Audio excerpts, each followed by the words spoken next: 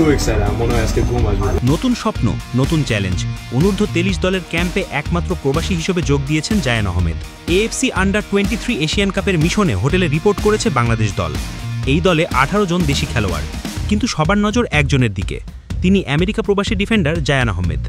অনেক প্রবাসী ট্রায়াল দিলেও বাফুফের প্রাথমিক স্কোয়াডে সুযোগ পাওয়া একমাত্র খেলোয়াড় তিনি। তার সাথে যোগ দিয়েছে দেশের সেরা তরুণ প্রতিভারা। তবে লক্ষ্যটা অনেক বড়।